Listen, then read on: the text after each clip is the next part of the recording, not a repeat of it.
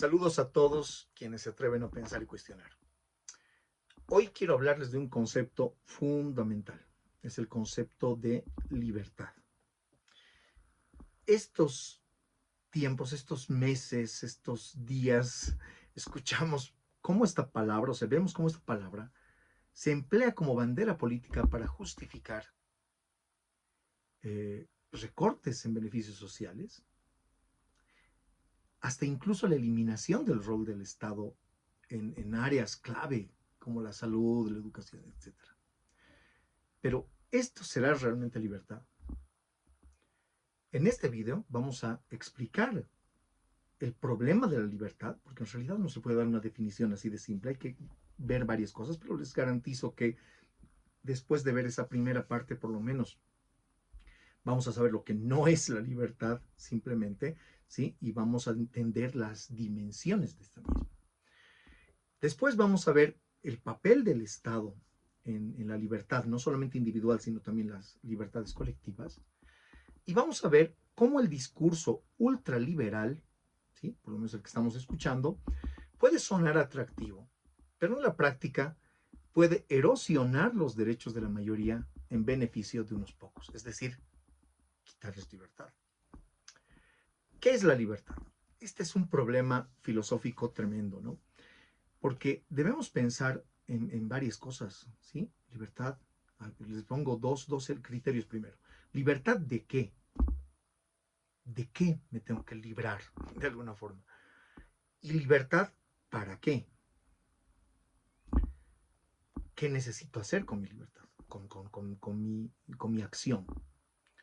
A nivel biológico, por ejemplo, aquí vamos a ver una cuestión muy elemental. La libertad se identifica con un cuerpo sano.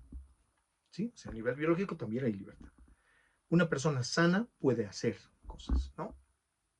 Varias cosas.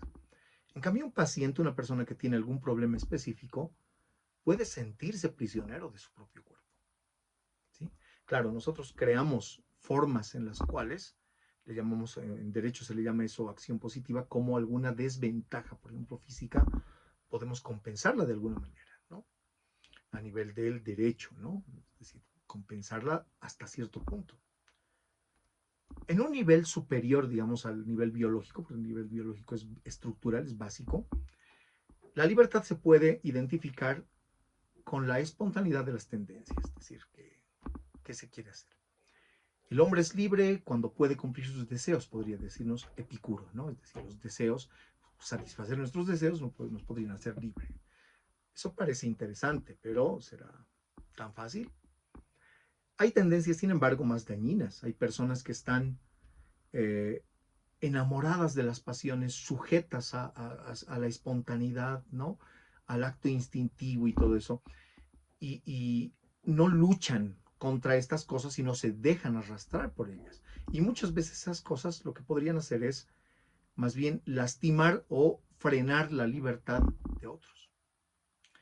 En nivel ya de conciencia, la libertad es la posibilidad de elegir. ¿Sí? Pero vean, tengo un videito por ahí sobre la democracia, además en la parte, en el video anterior sobre la hegemonía también volví a hablar de la democracia. ¿Sí? Elegir así nomás, eso no es democracia, ¿no? Tener opciones, ¿sí? Entonces, para que haya una elección, uno necesita opciones, necesitas motivos y necesitas posibilidades de acción. Si no tienes opciones, no tienes mucho que elegir, ¿sí? Puedes creer que seas libre, tienes dos opciones, ¿sí? Y en realidad en el universo tal vez hayan muchas más, ¿no? O sea, en las capacidades que tú tienes y todo eso. Motivos, ¿para qué íbamos a hacer, no? Y posibilidades de acción, por ahí tienes motivos, hay posibilidades, pues no puedes hacerlo. Entonces, la elección puede ser imposible, ¿sí? Si no hay razones que valgan la pena. Entonces, en ese caso, pues, nos sería indiferente la libertad, es decir, no podemos hacerlo, ¿no? En interpretaciones contemporáneas de la libertad, le estoy hablando de la política específicamente, se habla de la libertad como si implicara, digamos, no tener restricciones, ¿sí? Es decir, El Estado no debe encargarse de nada, debe ser un Estado mínimo, ¿no? Dicen algunos, o tal vez ni existir si quiere el Estado, ¿sí? Para que todos sean libres. El Estado es el que sujeta, ¿no? La sujeción, ¿sí? La constricción, el que te construye, el que no te permite. ¿Será así? ¿Para eso existe el Estado? O sea, la gente, cuando tiene libertad irrestricta, ¿es feliz? Si yo tengo libertad irrestricta y mi vecino tiene libertad irrestricta y queremos lo mismo, o si mi libertad implica evitar que él haga cosas, siempre podemos chocar. Es decir, la idea, por ejemplo, en los conceptos de Isaiah Berlin, ¿no? Que es quien ha acuñado estos términos libertad negativa y libertad positiva, él decía, por ejemplo, que la libertad negativa, que es la ausencia de esas restricciones, ¿sí? No es suficiente, es decir, no podemos hacer nada con eso. Más o menos como el estado de guerra permanente y caos del Leviatán de Thomas Hobbes, ¿no? Sin libertades positivas, las personas no pueden usar su libertad para hacer nada. El Marqués de Beccaria, en su libro de los Tratados de los Delitos y de las Penas, ya nos decía una cosa, ¿no? Lo que hace el Estado es, te quita algunas libertades, o sea, estamos hablando de un buen Estado teórico, ¿no? Ya vamos a ver si los Estados hacen eso. Te quita un poco de la libertad para garantizarte el resto. Es decir, no vas a poder robar, ya, perfecto, pero vamos a tratar de que no te roben, o sea, va a estar prohibido robar. No vas a poder vengarte y matar a quien te dé la gana, pero los otros tampoco, y tal vez eso te libre y a tus familiares y a los que quieres de eso mismo. La libertad negativa por sí sola más bien puede perpetuar la opresión de los más débiles, mientras que la libertad positiva siempre va a requerir la intervención activa del Estado. Es decir, si queremos nosotros tener orden en esa libertad, pues necesitamos al Estado. La libertad depende entonces de condiciones materiales básicas. La libertad no se da, no está por ahí para todos. No es así de simple. Sin acceso a la salud, ya hablamos de la parte biológica, sin acceso a la educación, ¿sí? Es decir, el sentido crítico, la capacidad de entender lo que sucede a tu alrededor. Sin eso podrás ser libre. Sin vivienda podrás ser libre. Sin trabajo digno y sin seguridad, ¿sí? Es decir, si estás a la expectativa de que te van a matar o te va a pasar cualquier cosa o que tu vida no tiene ningún valor, ¿no? ¿Podrás ser libre así? Las personas no pueden ejercer libremente su libertad sin esas condiciones materiales que el mercado no provee de manera equitativa, ¿sí? Porque está orientado al beneficio económico y no al bienestar social. Al mercado no le interesa el bien común, al mercado le interesa el lucro. El filósofo Amartya Sen sostenía que la libertad está intrínsecamente ligada a las capacidades que las personas tienen para llevar la vida que valoran. El Estado tiene un papel central ahí en proporcionar esas capacidades. La seguridad es básica para la libertad. Por ejemplo, en contextos de inseguridad o de violencia, las personas no pueden ejercer su libertad. Por eso yo entiendo que muchas personas, por ejemplo, desde la izquierda y la derecha, vean de buen grado lo que ha hecho el presidente Bukele, ¿sí? Porque en ese país la violencia era tan extrema que no se podía ejercer la libertad. Es decir, ellos, los violentos, tenían la libertad, los ciudadanos no. Fíjense una cosa, yo en este canal trato de no irme a cuestiones ideológicas así por así, ¿sí? Espero que todos tengamos esa capacidad de ser críticos, es decir, ver que algunas cosas buenas pasan en un tipo de ideología y otras cosas buenas pueden pasar en otro. El insultarnos fascistas, zurdos y cosas por el estilo es una estupidez, ¿sí? Limita tu propia libertad, o sea, repetir esas consignas, ¿no? ¿Sabes de lo que estás hablando? O sea, ¿sabías todo lo que estoy diciendo? Por ahí sí. ¿Sabes lo que es izquierda? ¿Sabes lo que es derecha? Este conocimiento te puede dar libertad, ¿no? Entonces, la seguridad, por ejemplo, te da libertad. El conocimiento te da libertad, ¿sí? Si no tenemos, por ejemplo, un contrato social, si no hay un poder central que garantice la seguridad, la vida sería, como decía Thomas Hobbes, solitaria, pobre, desagradable, brutal y corta. Claro, Thomas Hobbes tenía en mente un estado autoritario, ¿no? Nosotros ahora sabemos que podemos tener un estado no tan autoritario, ¿no? Pero que nos garantice eso, que nos garantice que no haya abuso, ¿no? ¿Por qué el Estado, o sea, más allá de lo que acabo de decir, es necesario para la libertad? Porque el Estado se puede convertir en garante de los derechos fundamentales. Eh, Antes, por ejemplo, en principios de este siglo, finales del siglo pasado, cuando cae el telón de acero, cuando acaba la URSS, ¿no? La Unión Soviética y demás, nosotros teníamos en la televisión lo que nos mostraba. ¿Sí? Tal país ha atacado este otro. No entendíamos la crudeza de todo eso. No sabíamos hasta ahora que alguien puede decidir que le gusta a tu país, que esté interesado en sus recursos y que su seguridad depende de ello. No teníamos eso, ¿no? Y ese mismo tipo de gente es la que habla acerca de este tipo de cosas, ¿no? El Estado en realidad, el Estado es garante de los derechos fundamentales. Deberíamos nosotros ser capaces de pensar, ¿sí? No importar, digamos, ideas, ¿sí? De sujetos así, como los que le menciono, amenazadores, ¿no? Que hablan de la libertad, de esta libertad medio vacía, ¿no? Libertad total, no Estado y demás. Hay que tener cuidado con esa gente, porque amenazar al Estado como institución sería muy grave, es muy grave, es muy grave. ¿Por qué es garante de los derechos fundamentales, sea bueno o malo, por lo menos en una democracia? Fíjense lo siguiente, el poder económico no regulado, o sea, es decir, si el Estado no se metiera, puede ser tan opresivo como el poder estatal más brutal, como una dictadura. Las corporaciones pueden limitar la libertad de las personas al controlar los recursos clave, por ejemplo, el agua, la tierra, la energía. Pueden influir en los medios de comunicación, lo hacen de hecho, y pueden determinar qué políticas públicas se hacen o no. Un Estado que rifa todo a la empresa privada, ¿sí? No puede garantizarle a los ciudadanos donde, digamos, en las regiones, en los confines de un país, que van a tener los servicios, porque a fin de cuentas, si la empresa no va a ganar porque en una población hay 10 o 20 personas, pues no va a poner ningún servicio ahí. Entonces, es importante esto porque eh, no podemos reproducir, ¿sí? Las condiciones de vida, por ejemplo, que tienen algunas partes de la población. Les pongo un ejemplo en Latinoamérica.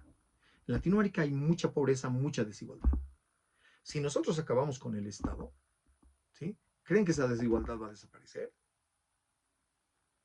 O sea, un pobre espontáneamente, de repente, oh, estamos en un estado de libertad, ahora sí hago empresa, ¿sí? Me vuelvo emprendedor, voy a ser una persona muy interesante, es decir, los conocimientos me llegarán seguramente por ósmosis, ¿no? No, no podemos condenar a niños que han nacido en situaciones determinadas a reproducir la pobreza de sus padres. O sea, que haya competencia, perfecto.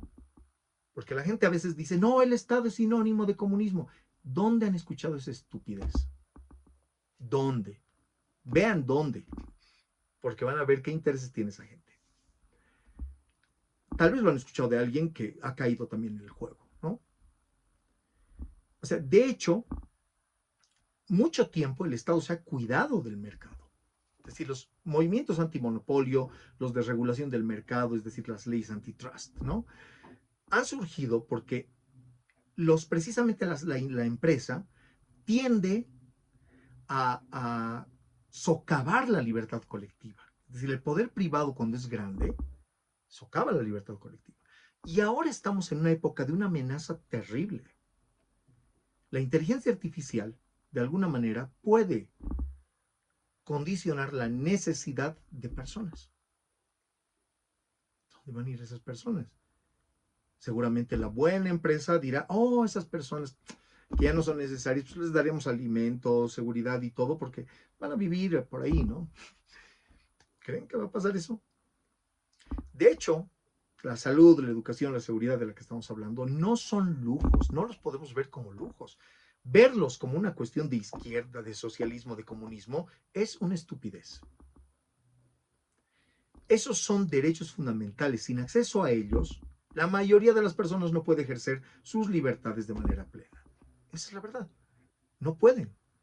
Si eliminas el Estado como garante de esos derechos, dejas a millones a merced del mercado, donde las prioridades no son la dignidad humana, son el lucro.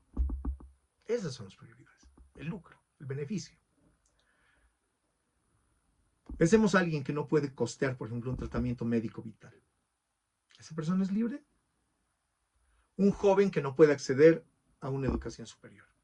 ¿Tiene las mismas oportunidades ese joven de elegir su futuro que otro? En ausencia del Estado, las desigualdades naturales, le llamaremos naturales, como la riqueza heredada, el acceso a recursos o la propia geografía, es decir, dónde estás, y las desigualdades además creadas por el mercado, la competencia desleal, los monopolios, etcétera, pueden llevar a que solo una minoría, pero realmente pequeña, disfrute de libertades reales. John Rawls ya decía algo, ¿no? En su teoría de la justicia, decía que un sistema justo debe corregir las desigualdades que afectan la igualdad de oportunidades. Esto requiere de un Estado que redistribuya recursos, que regule el mercado para evitar abusos. A eso le llaman comunismo. No tienen idea de lo que es el comunismo. Esas cosas mínimas lo que van a garantizar es que una persona tenga dignidad. Nada más. Absolutamente nada más. Después compitan, pero compitan lealmente, ¿no? Es decir, yo quiero que mis hijos, que sí tienen oportunidades, compitan con niños, ¿sí? Hijos de personas alcohólicas, ¿sí? Que viven en total inseguridad y demás. Quiero que esos niños tengan las mismas oportunidades que mis hijos. ¿Ustedes no? Bueno, si no, sabes el monstruo que eres. ¿Sí? Eres un monstruo.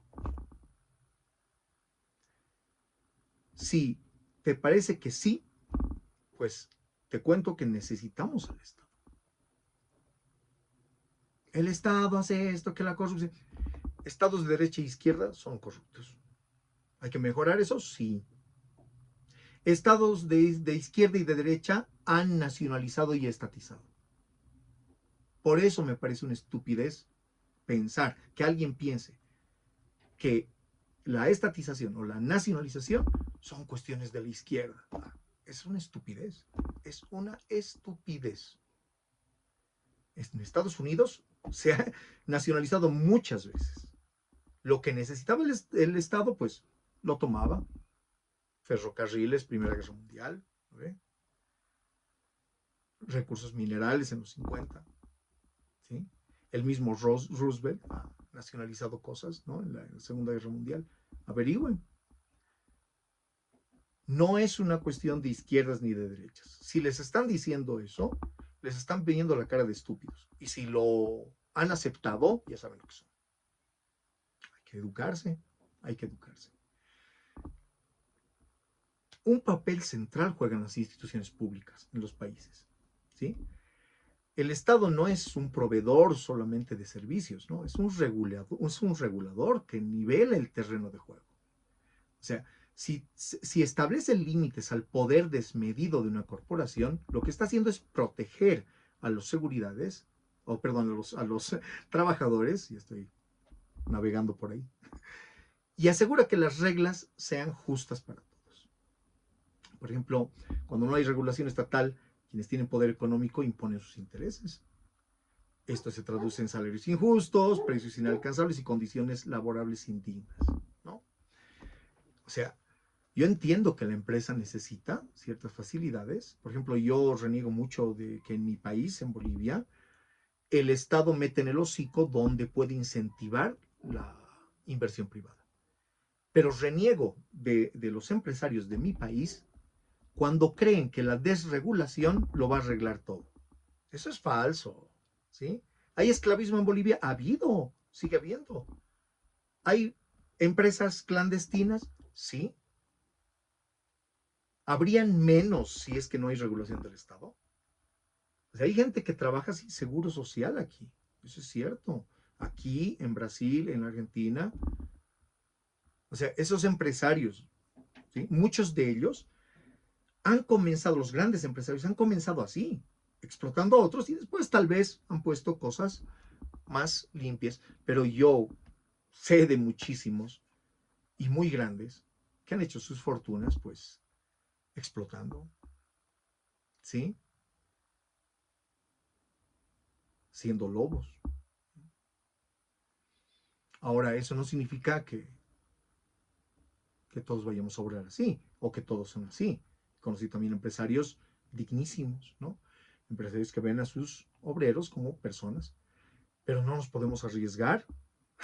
No podemos pensar que vamos a tener la buena fe. Oh, sí, sí, o sea, seguramente va a ser bueno, ¿no? No podemos pensar eso.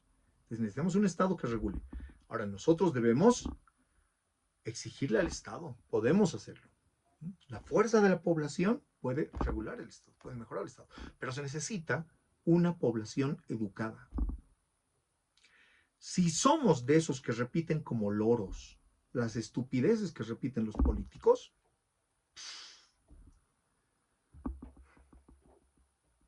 lo que nos va a pasar. ¿Qué pasaría si el Estado se retira? Les doy casos históricos así muy simples, ¿no? Porque no ha habido una sociedad que lo haya retirado totalmente, pero cuando se empieza a retirar el Estado, se experimentan pues cuestiones funcionales por la ausencia, ¿no? Por ejemplo, por guerras, colapsos económicos, intervenciones extranjeras. Fíjense ahorita en Ucrania. ¿Creen que hay libertad realmente? O sea, ¿realmente creen que en ese país hay libertad?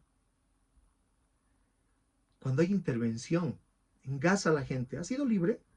Yo escucho a muchas personas que no tienen idea de la historia, que no han leído reportes que se han dado desde hace mucho tiempo sobre la situación de los palestinos en Gaza, ¿sí? Y que me dicen, han tenido su oportunidad y no la han tomado. ¿Qué clase de bestia eres? Es decir, ¿te crees todo lo que te dicen? Por lo menos dale el beneficio de la duda a la gente, ¿sí? No es así nomás el asunto, es decir, no es tan simple. Todas estas cosas son complejas, debemos discutirlas. Deja el TikTok si es que te consume el cerebro. No todo puede ser de 2 minutos, ¿sí? Eso le interesa a esta gente. ¿Mm?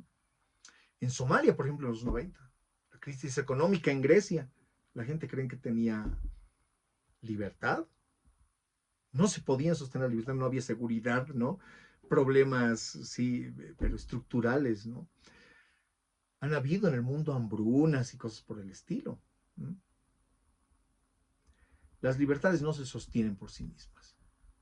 Después, hay estados que han intervenido en políticas sociales que en un momento eran robustas, ¿no? Y, y que les han dado un beneficio, un progreso, pero grande. Por ejemplo, muchos países nórdicos han mostrado que puede haber equilibrio entre mercado e intervención estatal y garantizar el bienestar y la libertad. Sí se puede hacer. ¿No? Se puede hacer. No esté destapado, no es que la receta contraria a lo que se ha hecho va a funcionar. Oh, en mi país han nacionalizado, el Estado es beneficiario, se reparte el dinero y demás. Si estás hablando de Bolivia, esto no es nada. ¿Sí? El Estado beneficiario, mentira. Reparte, distribuye realmente fácilmente. Seguro que ha mejorado en algunas cosas. Pero en otras falta muchísimo, falta muchísimo. ¿Cometido errores? Sí, di los errores. Pero no vengas con fantasías de que lo contrario, la privatización total, el mercado absoluto y demás, el achicamiento del Estado te va a garantizar algo. Eso no es cierto. En países, en cambio, donde se ha reducido drásticamente el papel del Estado, la brecha de desigualdad ha aumentado. Eso es evidente históricamente. La gente escucha cosas, ¿no? La otra vez estaba escuchando una definición de ultraderecha. ¿Qué era una definición de ultraderecha? tomada de los pelos. Básicamente, si crees en Dios, ¿no? Si crees en el trabajo honesto y demás, eres de ultraderecha. Qué estupidez. Es una de las estupideces más grandes que he escuchado, ¿no? La gente no sabe lo que es ultraderecha. Le toman el pelo y se lo tragan, ¿no? Nos tragamos las mentiras, nos tragamos lo que digan de los demás, ¿sí? Las etiquetas baratas y simples sobre las personas y los movimientos, ¿no? En realidad, en Estados Unidos, por ejemplo, cuando en sectores como el salud, por ejemplo, el Estado no da salud así nomás, la salud es privada, millones de personas carecen de seguro médico y hagan estadísticas, hay estadísticas, búsquenlas. Muchas personas mueren con su problema porque no se pueden dar el tratamiento o se empobrecen intentándolo y finalmente lo único que han hecho es alargar su agonía. Eso pasa donde no hay seguro. ¿Quieren eso para Bolivia? ¿Quieren eso para Argentina? ¿Quieren eso para Brasil? ¿Chile? ¿Perú? Todo liberal va a ser, ¿sí? Esos niños que tú ves, que a veces puedes ver los ojos de tus hijos en esos que están en la calle, ¿quieres que esos mueran así? Claro, si te escondes, si escondes la cabeza en la seguridad de tu auto, ¿no? De tu edificio, de lo que sea, no vas a ver morir a la gente, pero esa gente muere. Antes no veíamos. En Irak, en Afganistán, han muerto cientos de miles, millones de personas al final. Y como no las hemos visto, nos ha dolido. Hemos visto ahora en vivo, más de cerca, lo que pasó en Palestina, a pesar de que se ha tratado de esconder en los medios televisivos, en estas cosas que ven, disculpen que lo diga así, pero lo ven las personas mayores, ¿no? Es decir, la tele, ¿quién puede creer en la tele? ¿No? Entonces, ahora lo hemos visto más de cerca y la crudeza es horrorosa. Vemos que hay gente a la que no tipifican de criminal, pero que son los peores criminales del mundo y están por ahí, ¿no? Llenándose la boca de libertad y democracia. La educación es importante, por ejemplo, para la libertad. Una sociedad que no garantiza el acceso universal a la educación lo que está haciendo es limitar la capacidad de las personas para desarrollar un pensamiento crítico y tomar decisiones informadas. O sea, si tú decides y no sabes, no estás decidiendo, te están manipulando. Para nada estás decidiendo. Eso te hace vulnerable y manipulable, el no saber. Por eso estoy haciendo también este video. ¿Sí? Si te tragas el cuento de la libertad, después de ver este video, si es que lo has visto, ya no es mi culpa, ¿no? O sea, ya decidiste la imbecilidad, digamos, o sea, de hecho, o eres un crápula, ¿no? Es decir, es una persona que básicamente cree en la no libertad, el esclavismo, es un fascista y, bueno, perfecto, has decidido, ¿no? Y otros estarán para combatirte. La educación es importantísima, es un motor de movilidad social. Si queremos que en nuestras sociedades no hayan pobres, no quitemos la educación. Esto va a permitir que algunas de las personas que están en una situación terrible mejoren su vida. Si no, las dejas atrapadas en las circunstancias de cómo han nacido. También la libertad implica participación política. El Estado no solamente debe garantizar condiciones materiales, sino también la posibilidad de que las personas hagan política activa. Esto incluye derecho a votar, a protestar, a formar sindicatos o lo que sea, entre varias cosas. Claro, mucha gente dice los sindicatos en Bolivia son una peste, es cierto, hay que hacer tabla rasa, pero no hay que quitar el derecho a sindicalizarse, ¿sí? Se han convertido los sindicalistas en comerciantes, ¿sí? Comercian su propio sector, su apoyo ante quien les dé más. Llegan al poder, y discúlpenme los que no, pero una gran parte llegan a manejar los hilos de un sindicato con violencia, con prebendas, ¿sí? O sea, con mañas terribles. Entonces, claro, sindicatos sí, pero regulación también de los sindicatos, ¿no? No por esta idea de, somos plurales, diversos, cada quien elige como le dé la gana. No. Para elegir sindicatos deben haber reglas, se tienen que hacer votaciones limpias, ¿sí? Debe haber algún tipo, tiene que haber algún tipo de regulación. No solamente el fuero sindical, es decir, el sindicalista está libre de que lo arresten o está libre de que haya esto o lo otro, cada regulación de cada país es diferente, pero no solamente puede tener privilegios, ¿no? Se tienen que haber reglas que garantice a los trabajadores que va a haber rotación, que los tipos no van a vivir del sindicato, ¿no? O sea, que no van a haber élites entre los propios trabajadores, ¿no? Entonces, el Estado debe garantizar estas libertades, debe regular, garantizar. Porque en lugares donde no hay estas garantías, y hay muchos así, los más vulnerables quedan excluidos de cualquier decisión que afecta a sus vidas. De hecho, ya voy a terminar, no les quiero alargar mucho, este ya ha sido un video largo. El bien común es el fundamento de la libertad individual. O sea, no es posible la libertad individual si es que una sociedad no funciona colectivamente. ¿Sí?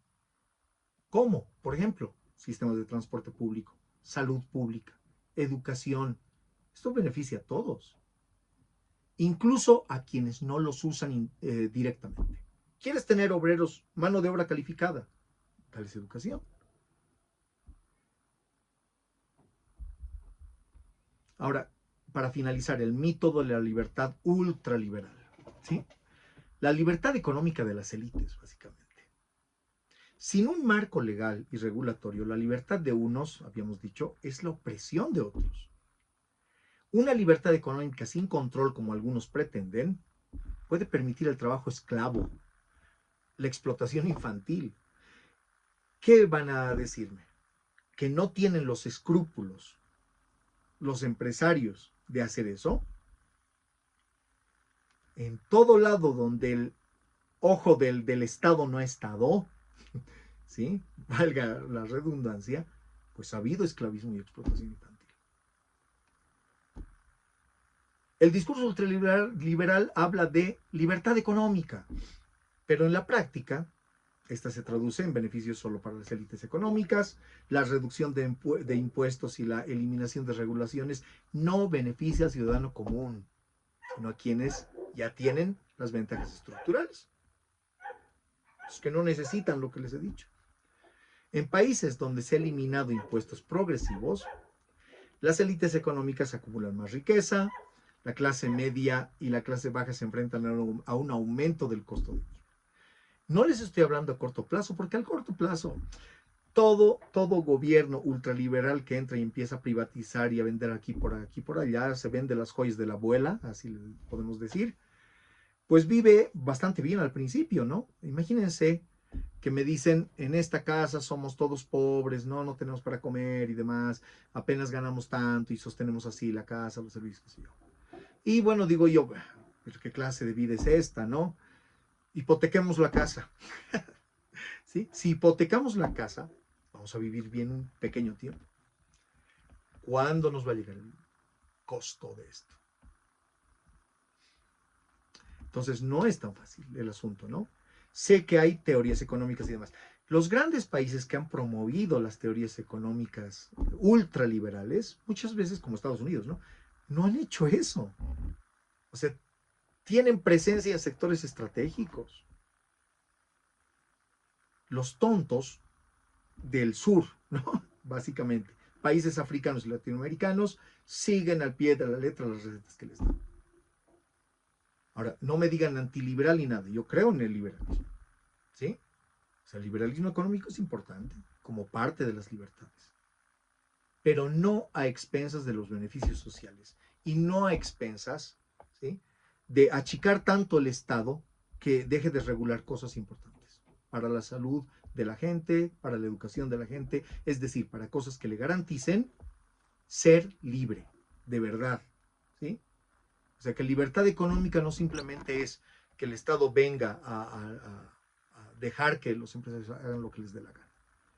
Eso ya no sería libertad para los otros. Finalmente, queridos amigos, la libertad no podemos verla como ausencia de restricciones, ¿sí? Es la presencia, eso, de condiciones que no nos permitirían desarrollarnos plenamente. O sea, la restricción nos ayuda, ¿no? Hasta cierto punto. Es decir, el Estado debe estar, podemos mejorar el Estado, podemos reducir, claro, a un Estado supernumerario. En mi país, y yo lo estoy diciendo aquí frente a ustedes, se ha creado una coraza, ¿sí?, clientelar sobre el Estado que ni siquiera le permite al propio gobierno tener el movimiento que quisiera. Es decir, tienes que ser amigo de alguien alguien del partido, pariente de alguien. Es decir, es una estructura nociva. Hay que institucionalizar al Estado, perfecto, hagámoslo. Pero eso no significa que cuando unos tipos han fallado con una idea, ¿sí?, sobre el Estado, nos aventuramos a la otra. Eso es actuar con emoción, irreflexivamente, irracionalmente, y no funciona. Te invito a seguir cuestionando, reflexionando, dialogando sobre este tema. Una ciudadanía informada, señores, una ciudadanía crítica es la mejor forma de antídoto contra los discursos vacíos, ¿sí? No te dejes llevar, no sigas repitiendo como loro cualquier cosa que escuches por ahí. Gracias por acompañarme en este viaje hacia una mejor comprensión de nuestra libertad. Abrazo a todos.